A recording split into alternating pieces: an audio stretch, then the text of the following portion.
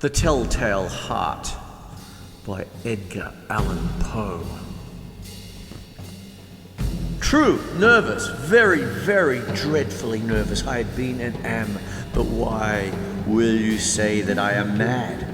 The disease had sharpened my senses, not destroyed, not dulled them. Above all was the sense of hearing, acute. I heard all things in the heaven and in the earth. I heard many things in hell. How then? Am I mad? Hearken and observe how healthily, how calmly I can tell you the whole story.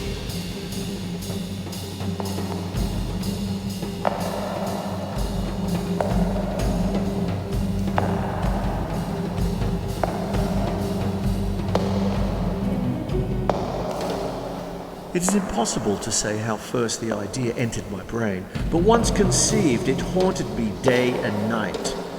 Object there was none, passion there was none. I loved the old man. He had never wronged me. He had never given me insult.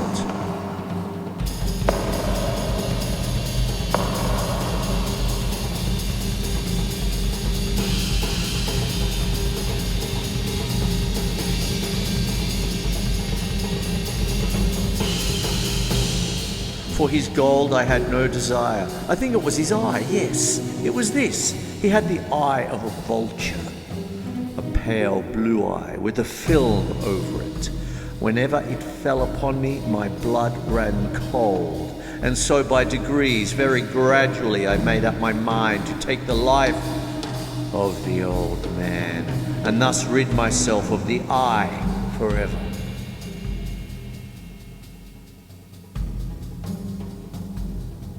Now this is the point. You fancy me mad. Mad men know nothing. But you should have seen me. You should have seen how wisely I proceeded, with what caution, with what foresight, with what dissimulation I went to work. I was never kinder to the old man than during the whole week before I killed him. And every night about midnight I turned the latch of his door and opened it. Oh, so gently.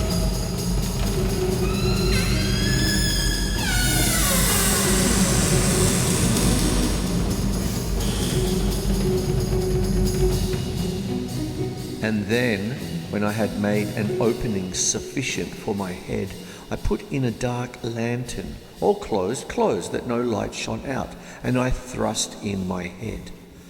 Oh, you would have laughed to see how cunningly I thrust it in. I moved it slowly, very, very slowly, so that I might not disturb the old man's sleep. It took me an hour to place my whole head within the opening so far that I could see him as he lay upon the bed. Ha! Would a madman have been so wise as this? And then, when my head was well in the room, I undid the lantern cautiously. Oh, so cautiously, for the hinges creaked. I undid it just so much that a single thin ray fell upon the vulture eye.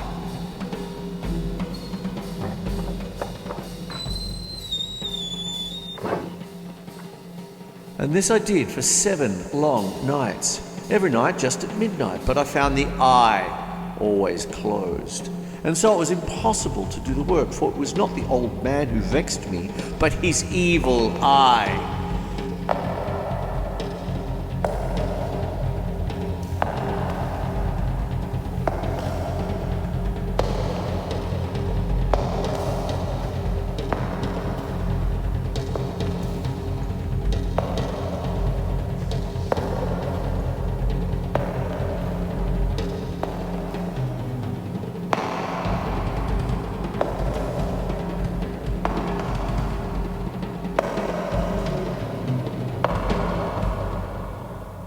And every morning when the day broke, I went boldly into the chamber and spoke courageously to him, calling him by name in a hearty tone, and inquiring how he has passed the night. So you see, he would have been a very profound old man, indeed, to suspect that every night, just at 12, I looked in upon him while he slept.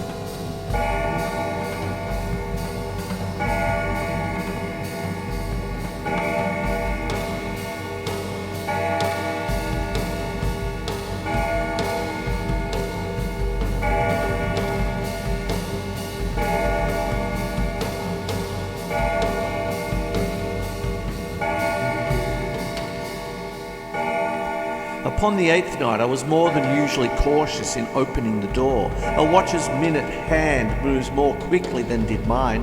Never before that night had I felt the extent of my own powers, of my sagacity. I could scarcely contain my feelings of triumph. To think that there I was, opening the door little by little, and not even to dream of my secret deeds or thoughts. I fairly chuckled at the idea, and perhaps he heard me, for he moved on the bed suddenly as if startled. Now, you may think that I drew back, but no, his room was as black as pitch with the thick darkness, for the shutters were close fastened through fear of robbers, and so I knew that he could not see the opening of the door, and I kept pushing it on steadily. I had my head in and was about to open the lantern when my thumb slipped upon the tin fastening, and the old man sprang up in bed, crying out, "Who's there?" I kept quite still and said nothing. For a whole hour I did not move a muscle, and in the meantime I did not hear him lie down. He was still sitting up in the bed listening, just as I have done, night after night, hearkening to the death watches in the wall. Presently I heard a slight groan, and I knew it was the groan of mortal terror. It was not a groan of pain or of grief. Oh no, it was the low, stifled sound that arises from the bottom of the soul when overcharged with awe. I knew the sound well. Many a night, just at midnight, when all the world slept, it has welled up from my own bosom, deepening with its dreadful echo the terrors that distracted me. I say I knew it well. I knew what the old man felt and pitied him, although I chuckled at heart.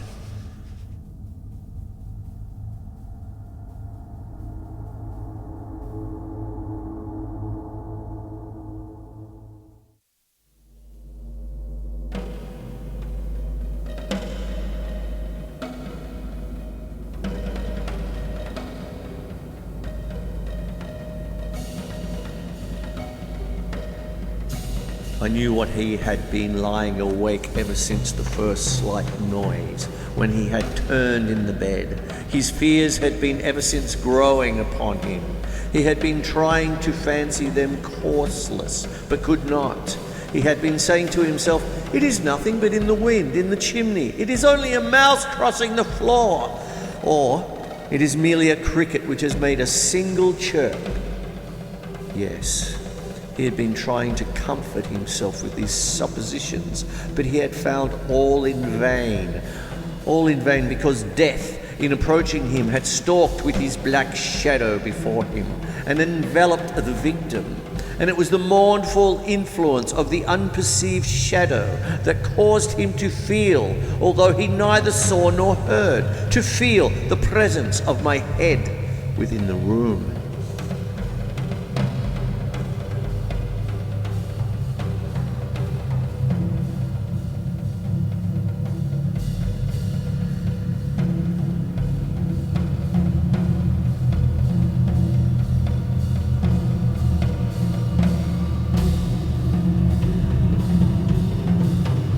When I had waited a long time, very patiently, without hearing him lie down, I resolved to open a very, very little crevice in the lantern. So I opened it. You cannot imagine how stealthily, until at length a simple dim ray, like the thread of a spider, shot out from the crevice and fell full upon the vulture eye.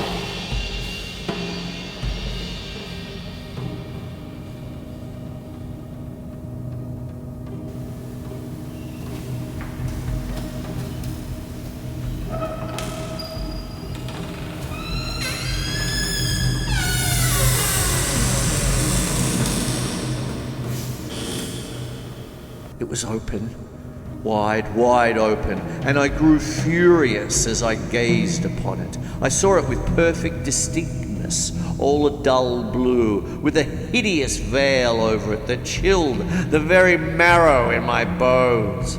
But I could see nothing else of the old man's face or person, for I had directed the ray, as if by instinct, precisely upon the damned spot.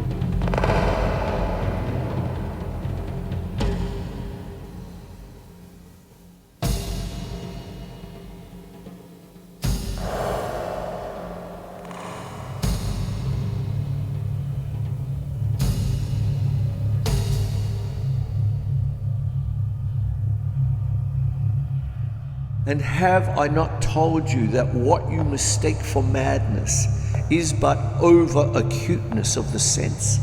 Now I say there come to my ears a low, dull, quick sound, such as a watch makes when enveloped in cotton. I knew that sound well too. It was the beating of the old man's heart.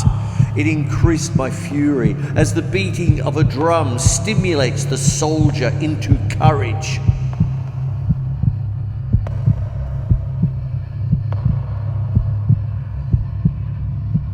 But even yet I refrained and kept still. I scarcely breathed.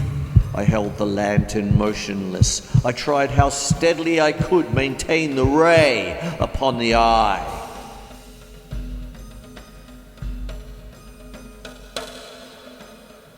Meantime, the hellish tattoo of the heart increased. It grew quicker and quicker and louder every instant.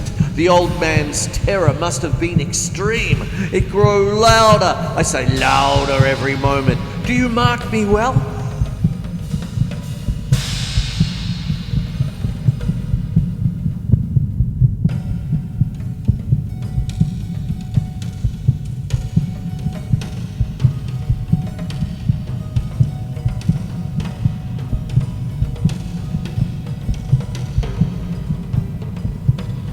I have told you that I am nervous, so I am. And now, at the dead hour of the night, amid the dreadful silence of that old house, so strange a noise as this excited me to uncontrollable terror. Yet, for some minutes longer, I refrained and stood still. But the beating grew louder. I thought the heart must burst, and now a new anxiety seized me. The sound would be heard by a neighbor. The old man's hour had come.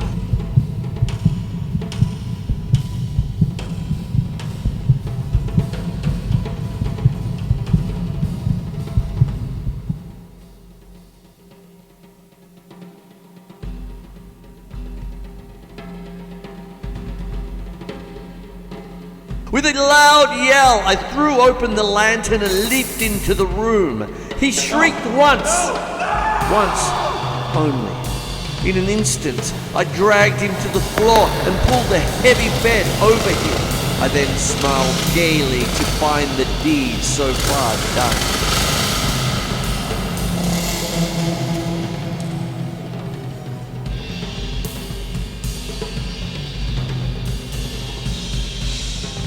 For many minutes the heart beat on with a muffled sound. This, however, did not vex me. It would not be heard through the wall. At length it ceased. The old man was dead.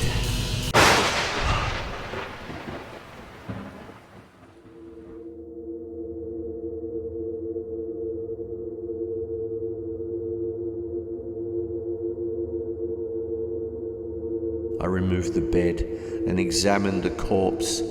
Yes, he was stone dead. I placed my hand upon the heart and held it there many minutes. There was no pulsation.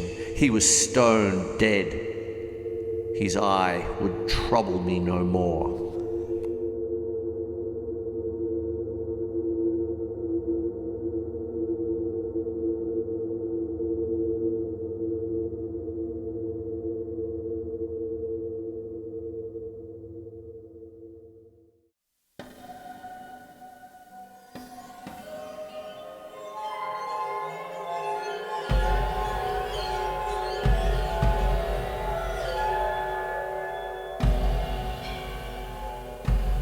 If still you think me mad, you will think so no longer when I describe the wise precautions I took for the concealment of the body.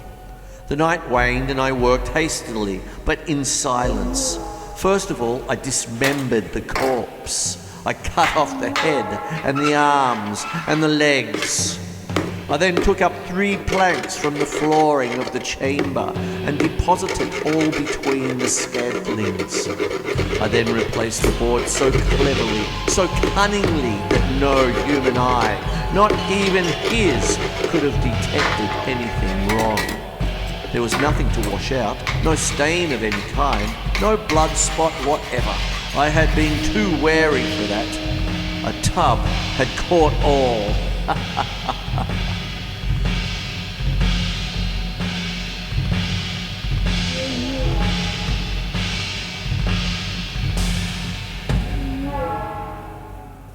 When I had made an end of these labours, it was 4 o'clock, still dark as midnight. As the bell sounded the hour, there came a knocking at the street door.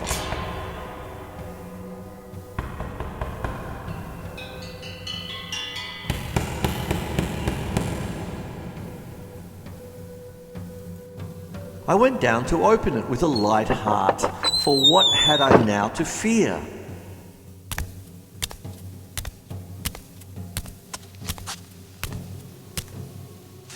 There entered 3 men who introduced themselves with perfect suavity as officers of the police.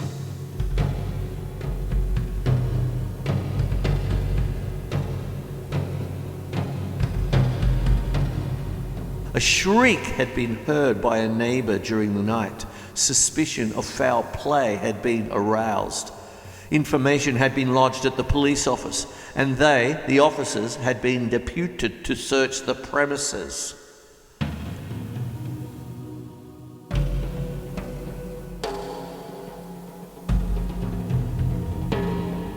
I smiled, for what had I to fear? I bade the gentleman welcome. The shriek, I said, was my own in a dream. The old man, I mentioned, was absent in the country.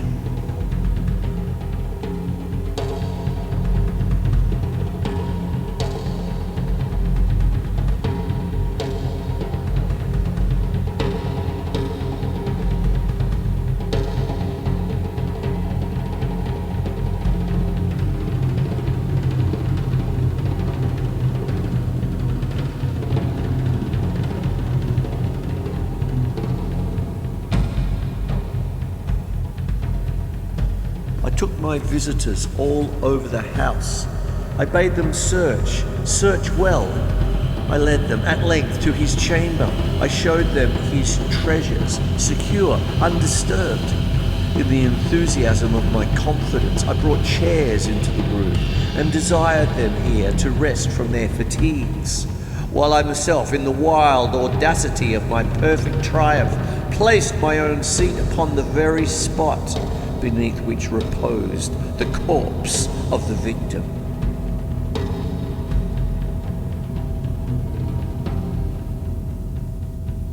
The officers were satisfied. My manner had convinced them. I was singularly at ease. They sat, and while I answered cheerily, they chatted of familiar things. But ere long, I felt myself getting pale and wished them gone. My head ached, and I fancied a ringing in my ears, but still they sat and still chatted.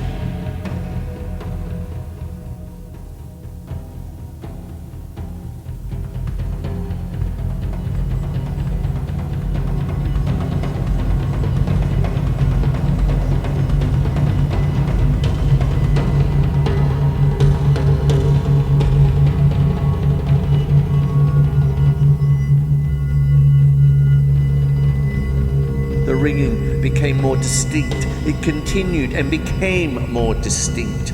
I talked more freely to get rid of the feeling, but it continued and gained definiteness until at length I found that the noise was not within my ears.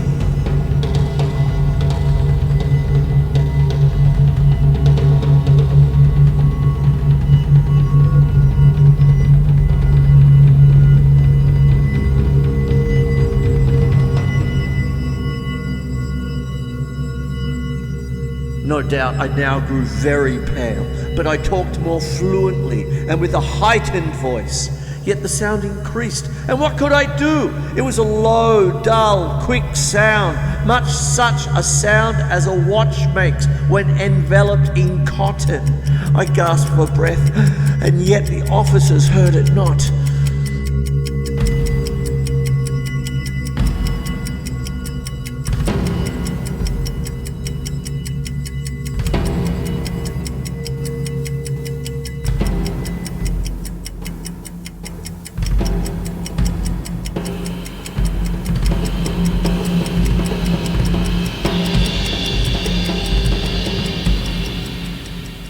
I talked more quickly, more vehemently, but the noise steadily increased. I arose and argued about the trifles in high key and with violent gesticulations, but the noise steadily increased.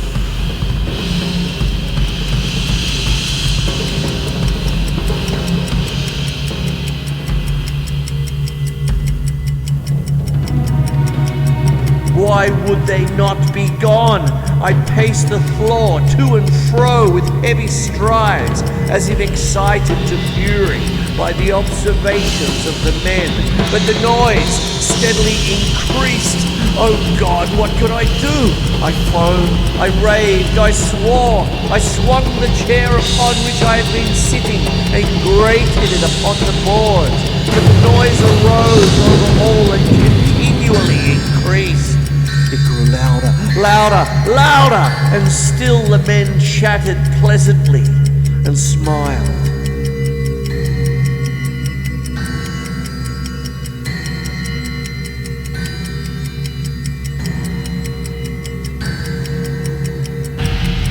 Was it possible they heard not?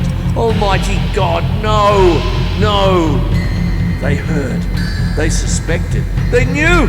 They were making a mockery of my horror. This I thought, and this I think. But anything was better than this agony. Anything was more tolerable than this derision. I could bear those hypocritical smiles no longer. I felt that I must scream or die. And now again, hark, louder, louder, louder.